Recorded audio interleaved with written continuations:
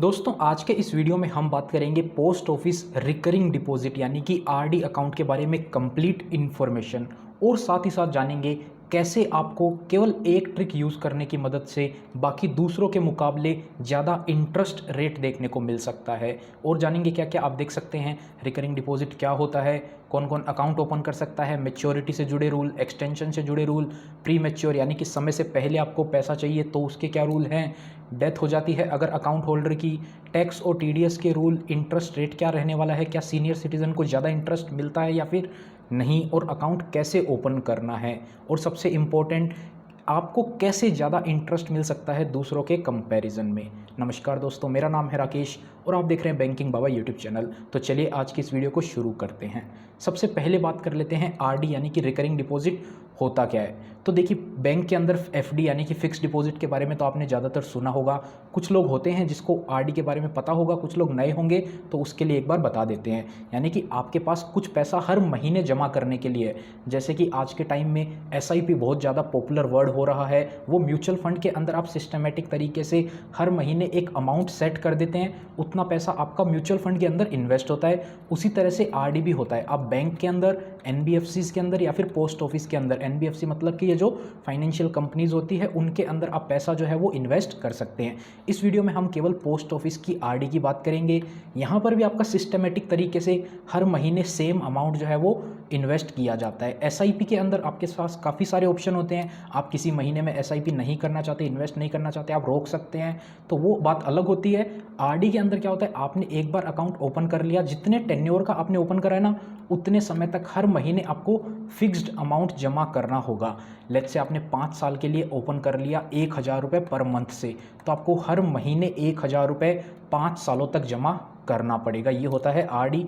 SIP के अंदर क्या है, आपको पैसा जमा करना है, आपकी मर्जी, आप किसी महीने में जमा नहीं करना चाहते आप उसको रोक सकते हैं, और 5 सालों के आरडी का जो आपका पैसा जमा किया गया है वो पैसा आपको वापस मिल जाएगा पूरा का पूरा एक साथ। लेकिन एसआईपी के अंदर आपके पास ऑप्शन होता है, आप उसको बेचना चाहते हैं बेच सकते हैं, रिडीम करना चाहें नहीं करना चाहें, आप चाहते हैं उसको इन्वेस्टेड रहना चाहें, वो अलग चीज़ हो जाती है, वो शेयर मार्केट में इन्वेस्ट होता है आपका पैसा। आरडी के अंदर जो है वो पैसा बैंक के यानी कि पोस्ट ऑफिस में करते हैं तो वो सरकार के पास जाता है, बैंक में करते हैं तो वो बैंक के पास में जाता है, एनबीएफसी में करते हैं तो वो उस कंपनी के पास में जाता है। अब वो कंपनी उसको कैसे यूज़ करती है वो पूरी तरह से उनके ऊपर डिपेंड करता है। उम्मीद करते हैं आप समझ गए होंगे आरडी क्या होता है। अब बात कर लेते हैं कौन कौन आरडी अकाउंट ओपन करवा सकता है पोस्ट ऑफिस के अंदर। तो एक सिंगल पर्सन जो है वो अकाउंट ओपन करवा सकता है। आप जॉइंट अकाउंट भी ओपन करवा सकते हैं, 2 लोग या फिर 3 लोग मिलकर के। माइनर अकाउंट भी ओपन किया जा सकता है गार्जियन के नाम के साथ में, या फिर माइनर जो है वो अपने नाम से भी अकाउंट ओपन करवा सकता है अगर उसकी उम्र 10 साल से ज़्यादा है तो। उसके बाद में बात कर लेते हैं कितने अकाउंट एक व्यक्ति ओपन करवा सकता है। तो इसकी कोई भी लिमिट नहीं है, एक व्यक्ति कितने भी recurring deposit account post office के अंदर ओपन करवा सकता है। आज उसने सोचा हर महीने 1000 रुपये का अकाउंट ओपन करवाता हूँ, 5 साल के लिए ये अकाउंट ओपन हो गया। उसके बाद में आपका मन करता है मैं 500 रुपये और जोड़ दूं इस अकाउंट में, तो आप ऐसा नहीं कर सकते। इस अकाउंट में ना जोड़कर आप 500 रुपये का दूसरा अकाउंट ओपन करवा सकते हैं 5 साल के लिए। तो आपको उसमें हर महीने 500 रुपये जमा करना पड़ेगा। इस तरीके से आप अपना दूसरा अकाउंट ओपन करवा सकते हैं। इसमें कोई भी लिमिट नहीं है, तीसरा अकाउंट, चौथा अकाउंट, 5वां अकाउंट, जितने अकाउंट आप खोलना चाहें खोल सकते हैं। उसके बाद में बात कर लेते हैं डिपॉजिट लिमिट की और डिपॉजिट लिमिट से जुड़े हुए रूल की। तो देखिए, अकाउंट जो है वो आप कैश में या फिर चेक में ले जाकर पहली बार में ओपन करवा सकते हैं। उसके बाद में आपको हर महीने कम से कम 100 रुपये आपको जमा करना पड़ेगा। यानी कि आपको जो कम से कम रुपए का अकाउंट ओपन करना है वो 100 रुपये का तो करना ही पड़ेगा। हर महीने आप 100 रुपये देंगे, 12 महीने तक 1200 रुपये, 5 साल तक आप अकाउंट रखेंगे तो आपको कम से कम 6000 रुपये तो आपको जमा करना ही पड़ेगा। मैक्सिमम की कोई भी लिमिट नहीं है, एक अकाउंट में आप कितने रुपये भी जमा करवा सकते हैं। और इसमें साइकिल सेट किया जाता है, यानी कि एक महीने में 1 से लेकर 30 दिन होते हैं ना, तो 1 से लेकर 30 दिन में पहले 15 दिन में अगर आपने अकाउंट ओपन करा तो अगली बार जो आपको दूसरे महीने का डिपॉजिट है वो भी उसी टेन्योर के बीच में करना होगा। और 16 से लेकर 30 के बीच में आपने अगर अकाउंट ओपन करा तो आपको अगला डिपॉजिट भी उसी डेट के बीच में करना होगा। यानी कि 1 से 15 तक आपने अकाउंट ओपन करा, आपने 12 तारीख को, 12 जनवरी को आपने अकाउंट ओपन कर लिया 2024 में, तो अब अगला डिपॉजिट आपको 1 से 15 फरवरी के बीच में, फिर 1 से 15 मार्च के बीच में आपको इसी टेन्योर में पैसा जो है वो जमा करते चलना होगा।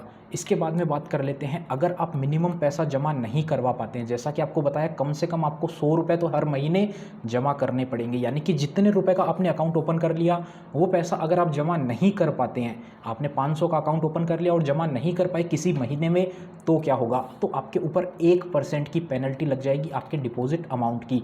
आपका अकाउंट था 500 रुपये का, आपने किसी महीने में पैसा जमा नहीं करा तो 1% की पेनल्टी लगा दी जाएगी, यानी कि 5 रुपये की आपके ऊपर पेनल्टी लग जाएगी और जो आपका डिपॉजिट अमाउंट है वो भी आपको जमा करना पड़ेगा। अगर आप इसको जमा नहीं करते हैं तो आप अपने अकाउंट को एक्सटेंड करवा सकते हैं, यानी कि लेट्स से आपका अकाउंट 5 साल का था, आपने 2 साल और 6 महीने तक पैसा जमा किया, अब बीच में 1 महीना जमा नहीं कर पाए तो आप अगले महीने इसको एक्सटेंड करवा सकते हैं, यानी कि आपका जो अकाउंट है वो 5 साल 1 महीने बाद ख़त्म होगा, तो उस तरीके से भी आप उसको एडजस्ट करवा सकते हैं। और इसके अलावा अगर आप 4 लगातार महीने तक पैसा जमा नहीं करते हैं, यानी कि आप डिफ़ॉल्ट कर देते हैं, तो आपके अकाउंट को डिसकंटिन्यू कर दिया जाएगा। इसके बाद आपके पास 2 महीने का और समय होता है, आप अपने अकाउंट को फिर से चालू करवा सकते हैं ये पेनल्टी अमाउंट पे करके।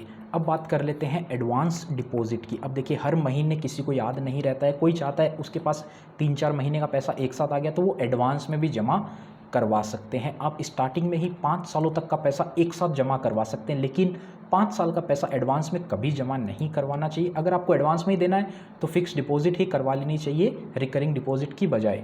अब बात करते हैं, यहाँ पर आप देखेंगे 6 डिपॉजिट आप एडवांस में अगर करते हैं तो आपको 10% की रिबेट मिलेगी ऑफ मंथली डिपॉजिट। काफ़ी लोग इसमें कन्फ्यूज़ हो जाते हैं।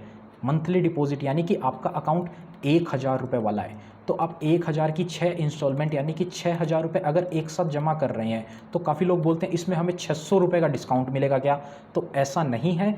10% जो है वो इसका निकाला जाएगा, यानी कि आपको जो है वो 100 रुपये का डिस्काउंट मिलेगा। अगर आप यहाँ पर 600 रुपये का डिस्काउंट लेंगे तो बहुत बड़ा अमाउंट हो जाता है, इतना तो आपको इंटरेस्ट ही देखने को नहीं मिलता है, यानी कि आपको 6000 में से 100 रुपये का जो कि हो जाएगा 5900 रुपये, आपको इतना ही जमा करना पड़ेगा अगर आप कम से कम 6 महीने का एडवांस डिपॉजिट करते हैं। तो अगर आप 12 महीने का एडवांस डिपॉजिट करते हैं तो आपको 40% का डिस्काउंट देखने को मिल जाएगा। अब 40% भी इसका नहीं होगा, 40% भी इसी अमाउंट का होगा जो मंथली डिपॉजिट अमाउंट है, यानी कि 1000 है आपका अमाउंट तो आपको कितना जमा करना पड़ेगा, 12 महीने का 12000, इस पे आपको डिस्काउंट कितना मिल जाएगा 40%, यानी कि 400 रुपये का आपको डिस्काउंट मिल जाएगा। बाकी पैसा आपको जो है वो जमा करवा देना है। अब बात कर लेते हैं लोन की।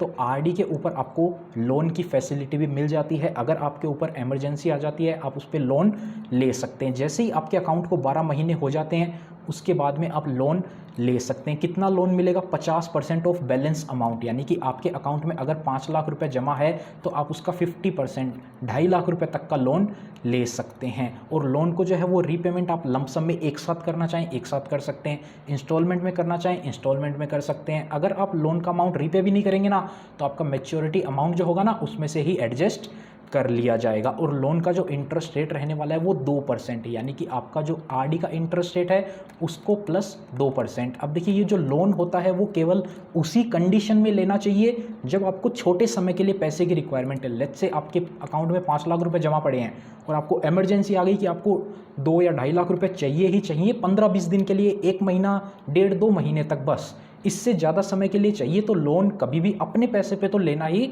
नहीं चाहिए, क्योंकि 15-20 दिन का इंटरेस्ट इतना ज़्यादा नहीं होगा।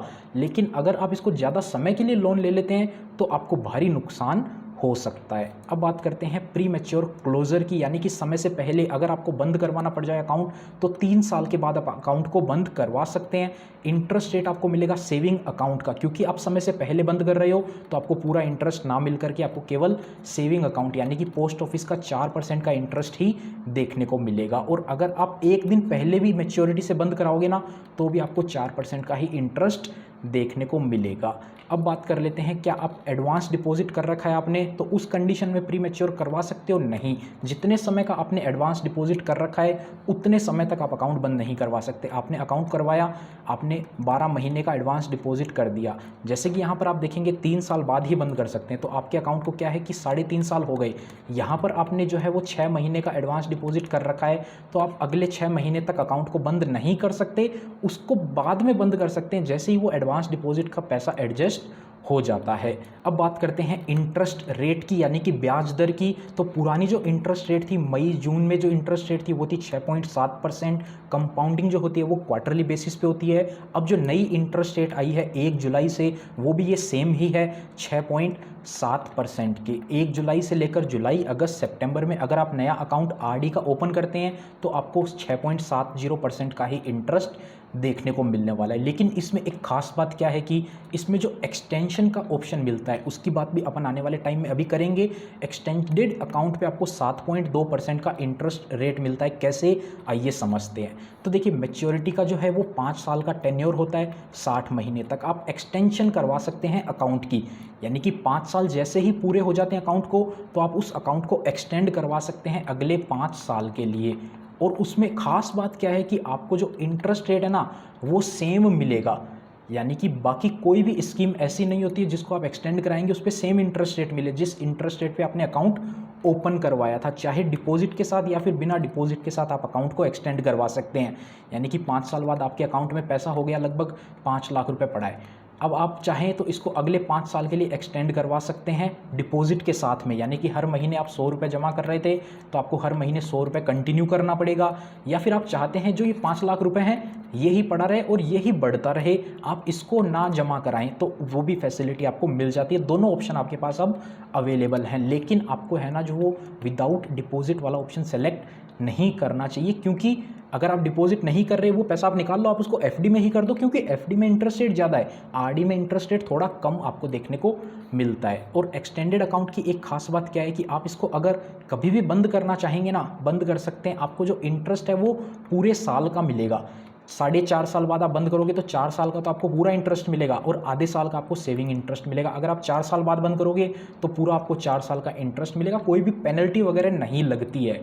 तो इसी बात को देखते हुए अगर आपने अकाउंट ओपन करवाया था जुलाई 2019 से लेकर सितंबर 2019 के बीच में, उस टाइम पे इंटरेस्ट रेट थे 7.20% के। तो जुलाई से सितंबर के बीच में जिसने भी अकाउंट ओपन कराया था उसका अकाउंट जो है वो अभी जुलाई 2024 से लेकर सितंबर 2024 के बीच में मैच्योर होने वाला है। तो उस कंडीशन में आपके पास एक ऑप्शन है अपने अकाउंट को 7.20% के इंटरेस्ट रेट पे एक्सटेंड करवाने का। अगर आप इस अकाउंट को बंद करके फिर से नया आरडी अकाउंट ओपन करेंगे तो आपको अभी का इंटरेस्ट रेट 6.7 मिलेगा, लेकिन आप इस अकाउंट को ही कंटिन्यू कर सकते हैं 7.2% के इंटरेस्ट रेट पर। तो इस तरीके से आपको ज़्यादा इंटरेस्ट मिल सकता है बाकियों के कंपैरिजन में। 0.5% का एक्स्ट्रा इंटरेस्ट आपको क्लियर एक्स्ट्रा देखने को मिल जाएगा। अब बात कर लेते हैं, अगर अकाउंट होल्डर की मृत्यु हो जाती है अकाउंट चलते वक्त, तो आप अकाउंट को बंद करवा के नॉमिनी को क्लेम सबमिट करना होता है और वो पैसा ले भी सकता है या फिर अकाउंट को बंद भी करवा सकता है। उसके पास दोनों ऑप्शन होते हैं, अकाउंट चलता रहे या फिर अकाउंट बंद करवा दे, नॉमिनी के पास दोनों ऑप्शन रहते हैं। इंटरेस्ट के कैलकुलेशन की बात करें तो वीडियो के डिस्क्रिप्शन में आपको हमारे टेलीग्राम चैनल का लिंक मिल जाएगा, या फिर आप ये भी देख सकते हैं t.me बैंकिंग बाबा। आप टेलीग्राम पर जाकर सर्च करेंगे तो आपको वहाँ पर कैलकुलेटर मिल जाएगा फ्री ऑफ कॉस्ट, कोई भी चार्ज नहीं है रिकरिंग डिपॉजिट कैलकुलेटर का। अगर आपको वो चाहिए तो आप ले सकते हैं। लेट्स से अगर आप 1000 रुपये हर महीने जमा करते हैं तो उस कैलकुलेटर में आप चेक कर पाएंगे 1000 रुपये आपको एंटर करना है और आपको बता दिया जाएगा मैच्योरिटी पे आपको कितना पैसा वापस मिलेगा। 2000 का भी फिगर आप चेक कर सकते हैं, 3000, जितना पैसा आप जमा करना चाहें आप चेक कर सकते हैं। 60 महीने तक आपका पैसा जमा होगा, मैच्योरिटी पे कितना पैसा मिलेगा कैलकुलेट होकर आपको बता दिया जाएगा। उसके बाद में बात कर लेते हैं टैक्स और टीडीएस के रूल की, यानी कि कितना टैक्स लगता है कितना टीडीएस लगता है। तो 80C का जो बेनिफिट है ओल्ड टैक्स रिजिम के अंदर मिलता है, लेकिन रिकरिंग डिपॉजिट जो स्कीम है ये एलिजिबल नहीं है 80C के इन्वेस्टमेंट के लिए, यानी कि आप 80C का बेनिफिट इस स्कीम में पैसा इन्वेस्ट करके नहीं ले सकते।